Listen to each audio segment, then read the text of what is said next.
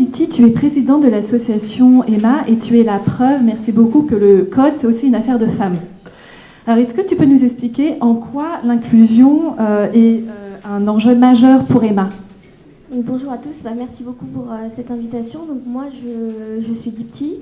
Donc, Emma, en fait, a été créée en 2013. Donc, c'est une association visant à promouvoir la mixité dans les métiers du numérique.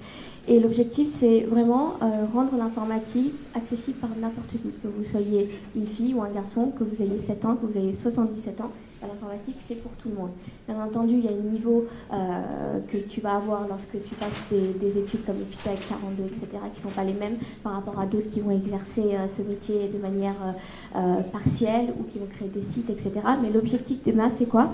C'est vraiment qu'on puisse rendre le numérique accessible par n'importe qui. Aujourd'hui, on se rend compte, finalement, il y a autour de 10% de femmes dans les métiers du numérique. Alors, moi, j'aimerais vraiment qu'on fasse la distinction entre numérique et tech.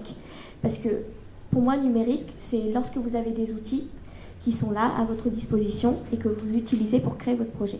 Typiquement, vous voulez créer un site web. Vous allez utiliser, je dis au hasard, WordPress. Cet outil, vous ne l'avez pas programmé, vous ne l'avez pas codé. Donc, vous êtes un acteur du numérique. Vous n'êtes pas un créateur des technologies. Là où on fait la différence entre Emma, nous, notre objectif, c'est d'avoir aussi plus de femmes dans la création de ces jeux vidéo, dans la création de ces sites web, dans la création de ces logiciels. Parce qu'aujourd'hui, il n'y a pas assez de femmes codeuses, comme tu l'as dit tout à l'heure.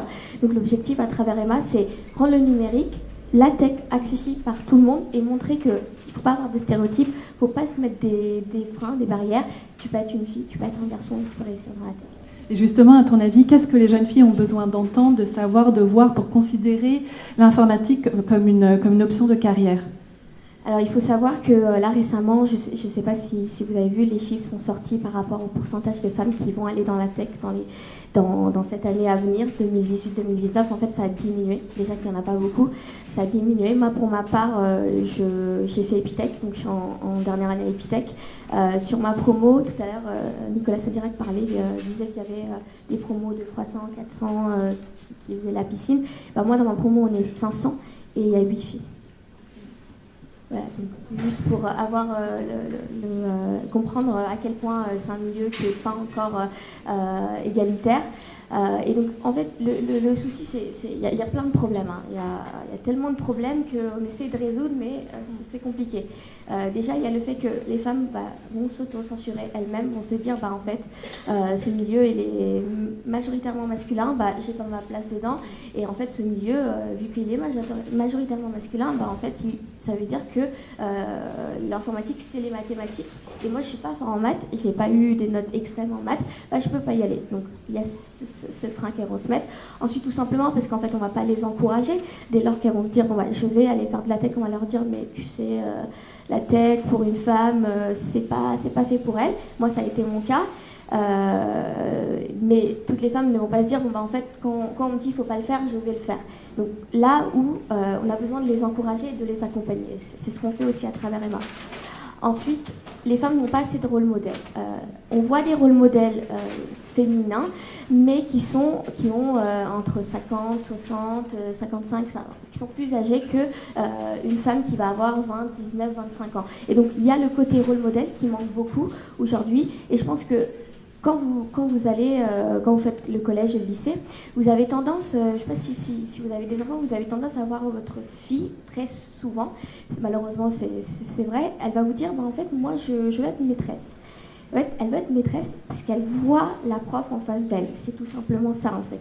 C'est pas parce que c'est un cliché ou autre, c'est parce qu'elle devient ce qu'elle voit. Donc, si elle peut pas voir une femme informaticienne qui arrive, qui lui fait un truc de malade, et elle peut pas s'identifier.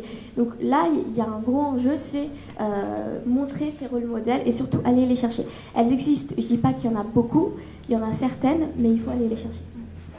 Sinon, effectivement, en ce moment, on parle beaucoup de l'essor de l'intelligence artificielle. Est-ce que tu penses qu'on doit avoir peur d'un manque de diversité dans le futur par rapport à l'intelligence artificielle ? Alors, peur, je pense que le mot serait un peu fort. Je dirais qu'il faut faire attention, plutôt, parce qu'aujourd'hui, les AI sont en train d'être créées, l'intelligence artificielle commence à être de plus en plus utilisée, tous les boîtes se lancent. Alors là, on en a de partout, des labs se créent, toutes les boîtes veulent faire de l'IA, même s'ils ne comprennent rien à l'IA, mais ils veulent faire de l'IA, c'est déjà bien. Ils essayent de se lancer, mais l'objectif, c'est que quand vous vous lancez dans l'IA, il faut penser à toute la partie inclusion, c'est-à-dire lorsque vous créez une IA, il faut que l'IA soit créée de manière égalitaire, mixte. Vous ne pouvez pas juste prendre en compte 50% de la population et laisser le reste de la population à côté. Donc l'objectif, c'est bien entendu de se rendre compte dès maintenant pour éviter déjà que les IA beaucoup sont biaisés. L'objectif, c'est que dans le futur, on essaye de diminuer ça et bien entendu de ne plus avoir d'IA biaisée. Merci beaucoup, Dipti. Merci.